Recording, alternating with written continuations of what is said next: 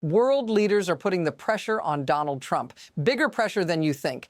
Right now, as you're watching this, soldiers are landing in Greenland from across Europe.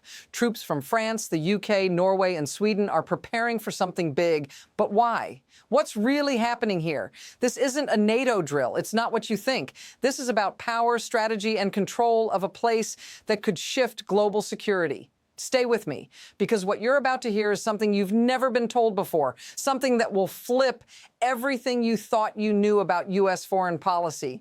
But here's why you should care. The outcome of this clash isn't just about politics on the world stage. It could impact your daily life in ways you haven't imagined. So why is the world gearing up for a showdown with the United States? Let's get into it. It starts with Greenland, a small, icy territory you might not think about often. But right now, it's ground zero in a global game of power. Troops from Europe are already there. The world is gearing up, not for an invasion, but for a confrontation. Why? Because something is happening on a scale we've never seen before. And it's not just about Donald Trump. Look at how quickly things have escalated. A few years ago, leaders like French President Emmanuel Macron were bending over backward to appease Trump, hoping for a temporary calm. But now, the language has changed. It's no longer about diplomacy, it's about intimidation. Macron himself said, "We need to make them fear us." That's a shift you don't see unless something huge is brewing behind the scenes. This isn't just about Greenland's resources or its strategic military location. No, it's about a much bigger question. What happens when the world's biggest powers start treating the U.S. like a threat instead of an ally? And what does that mean for you right now? Stick with me, because the answers are coming and they'll change the way you look at global power forever. Let's break this down. Europe is preparing for a confrontation with the U.S. But here's the shocking part. It's not a small move. It's a calculated response. French, German, and Scandinavian forces have all deployed to Greenland. What does that tell you? It tells you the stakes are rising, fast. But here's where it gets really interesting. Canada's Prime Minister Mark Carney just made a bold move in Beijing. He's signing a $1 trillion trade pact with China, while Donald Trump is getting shut down left and right. This deal is a massive shift. It could reshape the North American car industry. No, it will. As Carney said, China will soon be buying canola from Canada, a blow to U.S. agriculture. Now think about this. While the U.S. is distracted by Greenland, countries like Canada are quietly doubling down on alliances with China. What's missing in all of this? The U.S. isn't even noticing how its own allies are slipping away. And this, right here, could be the tipping point that redefines the future of global power. Remember, everything you've heard until now might sound like small moves, but they're not. They're positioning, setting up for something that could change everything. And trust me, it's coming fast. Now let's look at how quickly this is spiraling. The situation in Greenland is just the beginning. Countries like Canada and European nations are not just holding meetings, they're making bold moves that signal a massive shift in global alliances. Meanwhile, Trump's response is all over the place. Threatening tariffs, pushing for military action, and continuously doubling down on his quest for Greenland. But here's the thing, this isn't just about one piece of land, it's about the U.S. losing its grip on global power. Think back to historical moments when the U.S. misjudged the global mood, when it was too focused on one issue and missed the bigger picture. That's exactly what's happening now. Trump's fixation on Greenland could be the very thing that accelerates his downfall, both domestically and on the world stage. In the meantime, Europe is building a coalition, something that hasn't been seen in decades. The world is moving towards a new order, and the U.S. might find itself on the outside looking in.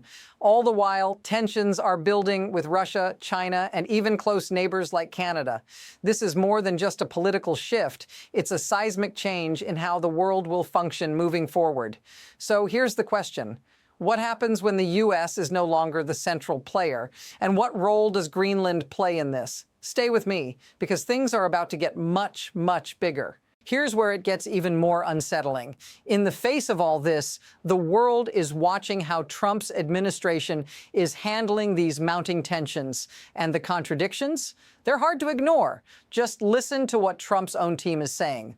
Caroline Leavitt, one of his chief propagandists, confirmed the U.S. is still negotiating for control of Greenland. But here's the kicker. Trump is pushing for this acquisition, not just as a strategic win, but as a national security necessity. And what's the U.S. response when countries don't fall in line? Tariffs. more tariffs. It's not just a threat, it's the new reality. And these tariffs aren't small. Trump is willing to slap countries with a 25% tax, 7 times the typical rate. The message? If you don't play along, you'll pay the price. But here's what's missing. While Trump's busy wielding tariffs, Europe and China are forming a new power axis. And this move could backfire in a way the U.S. isn't prepared for. Look at the bigger picture. By focusing on Greenland, Trump is opening the door for these new alliances to thrive. While the U.S. is obsessed with one location, the world is moving forward with or without America. And the real cost of this strategy, the U.S. could lose its place as the leader of the free world, and that's not something you can just undo. So let me ask you this. What happens when the world stops being afraid of the U.S.? We're about to find out. And now things are escalating rapidly. It's not just about Greenland anymore. Right now, we're watching a rapid stacking of crises that the U.S. is struggling to keep up with. First, Canada's move to sign that massive deal with China. It's a blow to U.S. economic influence. Then the tensions with Russia and Europe over Greenland continue to heat up. But wait, there's more. Now we're seeing new defense pacts forming in the Middle East. Qatar, Saudi Arabia, Pakistan, and even Turkey are aligning, creating a new strategic force in the region. The goal? To counterbalance U.S. influence in the Gulf and beyond. And who's left in the dust? The U.S.? And why? Because Trump is distracted by one piece of land. What happens if this keeps going? What happens when all these new alliances form? And the U.S. is no longer seen as the dominant force in global affairs. Europe, Asia, and the Middle East are shifting their allegiances while the U.S. focuses on Greenland. The clock is ticking, and America is running out of time to catch up. We're witnessing the unraveling of the old world order. But the question is, how fast will this unraveling go? Now let's shift gears. How does all of this affect you? This isn't just about politicians or military moves thousands of miles away. This is about real people, everyday lives, yours included. When global power shifts like this, it trickles down. And right now, it's not just about losing military influence, it's about losing economic leverage. It's about your job, your security, and the resources you rely on every day. For example, if Canada's deal with China takes off, it could lead to American industries taking a back seat. As we saw with the automotive deal, this has the potential to dismantle key sectors of the U.S. economy. But it doesn't stop there. The fallout from these international deals could impact job markets, lead to higher prices, and create a ripple effect across industries. This all matters to you because it's not just about the U.S. losing its global power.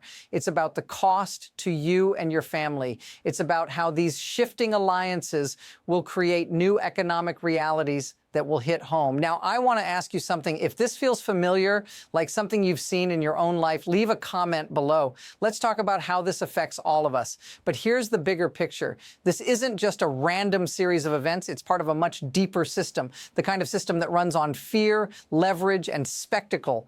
Trump's actions, while chaotic, are not isolated.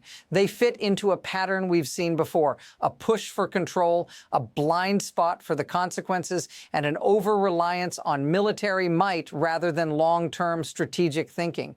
And that's where the system itself fails. You see, the U.S. isn't just losing its position as the world's leader, it's being outmaneuvered by nations that are playing the game smarter.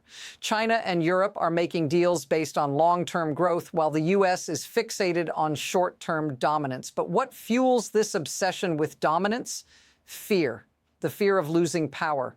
And while Trump acts out of this fear, the world is shifting.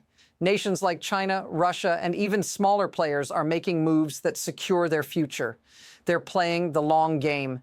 Meanwhile, the U.S. is caught in a cycle of reactive, short-sighted decisions that are ultimately going to backfire. The system is shifting, and this moment in time could be the catalyst for the next global order. So here's the unsettling insight.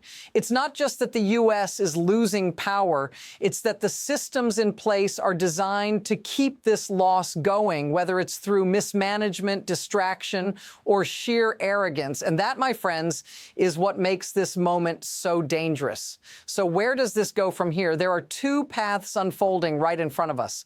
On one hand, the U.S. could wake up, shift gears, and start reasserting its influence, using its remaining leverage to rebuild alliances and refocus on real-world issues like education, infrastructure, and long-term security. But let's be clear, this would take a radical change, and that's not the direction we're seeing right now. The window for that shift is closing fast. On the other hand, the trajectory we're on could lead to a deeper unraveling. As Europe and Asia continue to form their own alliances, we could see the U.S. become more isolated, its influence waning on the global stage. Economic, military, and political power will continue to disperse. Smaller nations could start playing the big powers off one another, strengthening their own positions at the expense of U.S. influence.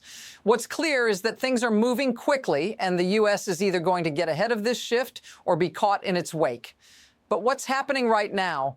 We're not seeing the U.S. leading the charge. If anything, it's lagging behind. The next moves are being made elsewhere, and it's only a matter of time before the full impact is felt. So, which path are we on? And what does it mean for the future of global power? Here's the one insight that ties everything together. The global power struggle isn't just about borders, military bases, or trade deals. It's about control. And right now, the U.S. is stuck in a cycle where it's losing that control piece by piece, while the rest of the world is quietly taking over.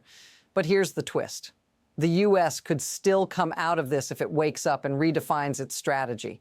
If it starts focusing on what really matters, its people, its future, its position in a rapidly changing world. But that's going to take vision. And right now, it's unclear if anyone in power is ready to take that bold step. We've seen the path ahead. We've seen the power dynamics shift. But the question remains, will the U.S. pivot before it's too late, or will it continue down this path of isolation and reaction? Only time will tell. One thing is for sure, the world is changing, and the next move is already forming. Make sure you're ready for it. For more analysis like this, hit subscribe and stay plugged in for the next layer of this unfolding story.